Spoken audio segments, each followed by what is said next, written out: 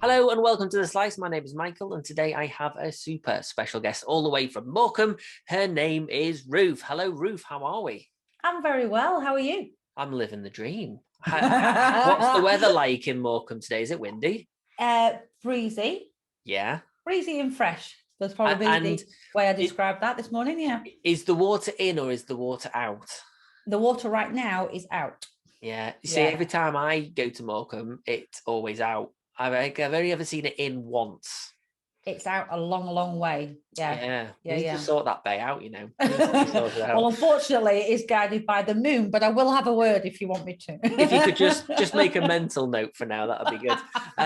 So Ruth, the aim of the show is literally talk about who you are, what you do you implement video? It's a 10-minute timer. After the 10 minutes, that is it. How does that sound? Perfect. Are you ready for me to start the timer? I am ready for you to start a timer. So are you going to talk to me? You're going to ask me? You're going to... Oh, yeah. Are you going to be Jeremy Paxman me throughout this whole 10 minutes? Yeah, I've done 1 or 2 episodes before, so I think we'll be all right. All right, so, cool. Are you ready for me to start the timer? Go. Good stuff. Your timer has started. So, Ruth, for those that don't know who you are you and what do you do?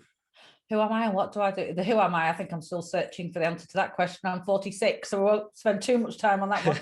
In terms of what do I do, I am lucky enough to own a business that's based in Morecambe, and it is the Consult Centre.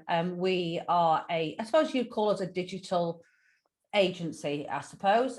We look after anything that is market, digital and online on behalf of clients across the Northwest, the UK and a couple in Europe. So how did you start out in this world? How did it all come about, the Consult Centre? So we were a trading company. I've always been a trader or a trading company, and we do a lot for business owners because we do a lot of coaching as well. So we do a lot of development and business coaching, and from that we then started to work on training out social profiles. So what was your presence? What should your brand awareness be? And all that kind of stuff. That then led to a natural interest in, let's get qualified across all of these platforms, which takes a very long time to get yourself qualified across all those platforms.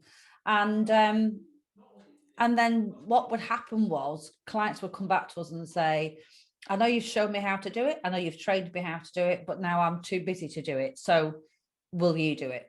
And from then, we ended up growing to a team here in Morecambe that primary job is to represent clients' brands online, and we look after a number of accounts doing exactly that.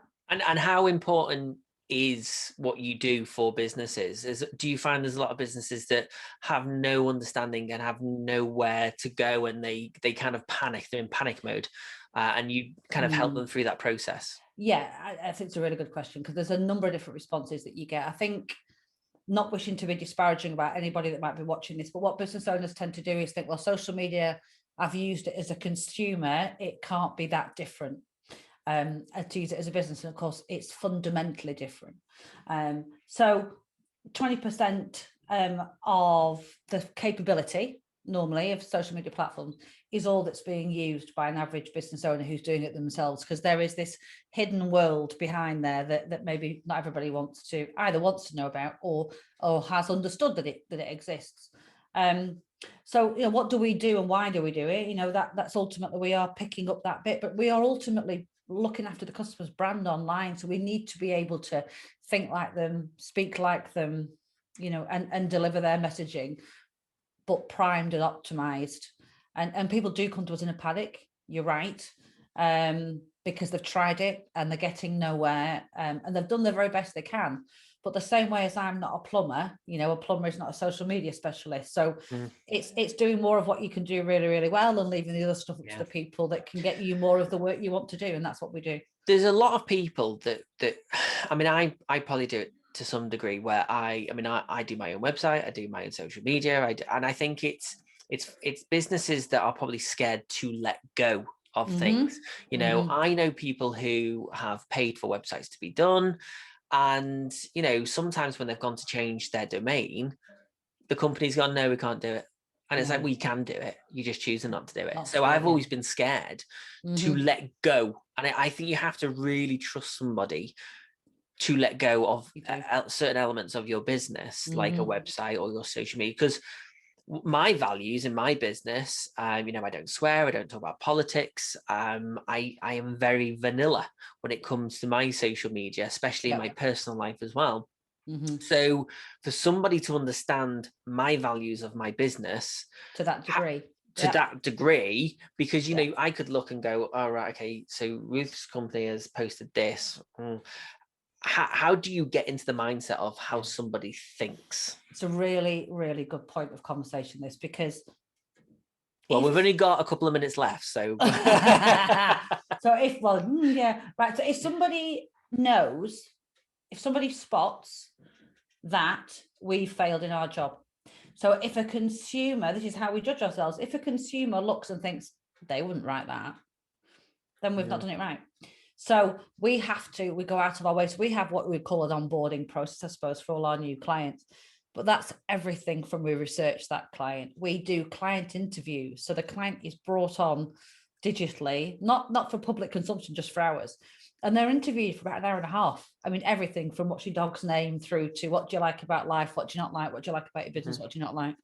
And that's to get their language, we right down to the tone in which they're using and they're speaking, and the kind of words that they might use as a more of a habit than necessarily somebody else might do in their language.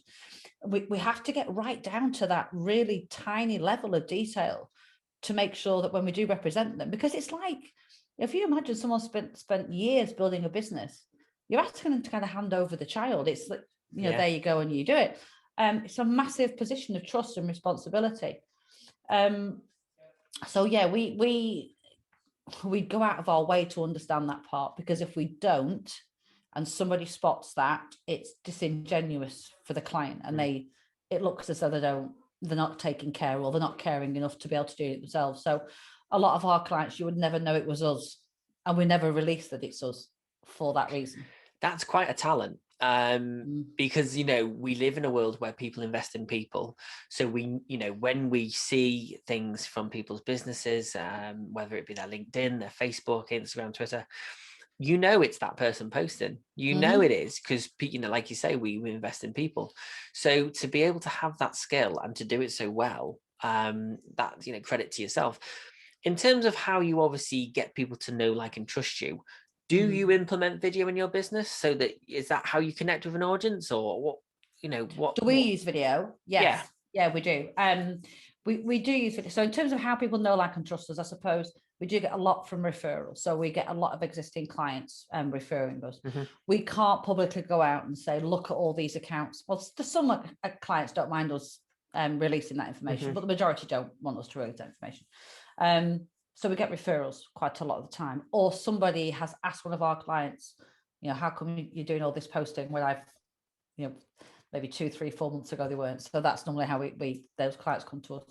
In terms of using video, we do use a lot of video. We use video for interviewing our clients. We use video for keeping up to date with our clients, because we call our clients at least once every 2 weeks. How are you? What you're up to? This is what's in your content plan. Are you okay with that? Do you want to focus on something else? And lots and lots of that internal use of video. Loads of internal use of video for us as a team, because not everyone can be together at the moment. So video has been an absolute saving grace for us, because we want to connect with each other, make sure everybody's doing okay as a team. But then, in terms of promoting video, absolutely we would do. We do short animation and videos, as well as actual real video, as we would call it. And we do it quite a lot, because ultimately behind the brand is the person. And as much as you can do video and photography wise to allow that brand and the person who is, or people who are behind it, to resonate with the audience, the better. So we have lots of clever ways in which our clients submit content into us, and then we take that content, we might chop and edit and use that content, but nothing beats personal content on social media at all. No, exactly. And I think, obviously this pandemic has taught us all that video is even more important than it was before. And it was important before, so I mean, for me personally, I know that I wouldn't be here right now talking to you if I hadn't have gone back in March, right, I need to start doing more of my own video content, stop focusing so much on my clients' content, and start thinking, no, I'm just as important as my clients are. And so do you actually make any videos from yourself that goes out onto your social media platforms, like on a personal level? Yeah, we do. But again, it's like the house that Jack built. It's weird. We do it on behalf of our clients and we forget to do it as much of it ourselves. And I think, you and I have spoken before. I probably don't think that we are the best person to do our own videos because we're busy doing everybody else's. And we need someone with an independent view. So if we were going to do real promo in terms of a refresh, a reintroduction, whether it was training courses we were launching, whether it was social media, whether it was our room hire stuff that we have, or meet the team stuff, we'd bring in someone like you to come and do that, because we don't have that perspective enough to be able to stand back and think, actually, we need somebody else to look at this from an outside perspective. So yeah, absolutely. We that bit we would use and do use. From a personal point of view, we're live on social media quite a lot. It's part and parcel of what you do. It is part and parcel of what we do. It is. And we do that also in other groups, because we're asked a lot to go into other business groups and answer questions. So I find myself at least 2 or 3 times a week doing a Q&A, because I'll get asked to be invited in. Timer gone. I know we're getting into the nitty-gritty then as well. How did you find it? Good. It goes quick, doesn't it? It does go quick. Yeah, it does. But I think we got a lot of nuggets out of there, and I'm pretty sure I'll be back in Morecambe at some point in the future. So we'll have to grab a coffee at some point. But no, thank you so much for coming on the show, and you'll have to definitely come back in the future, because I think we didn't even scratch the surface of what you actually physically do. So would you come back in the future? Of course, I would come back in the future. Good stuff. Well, thank you for being here today. If anybody would like to watch any latest videos, then don't forget to head over to youtube.com/TakeTheCakePro. If you'd like to see all the latest content on the day that they are produced, then don't forget to click the bell. Thank you so much for watching, and I'll see you all soon.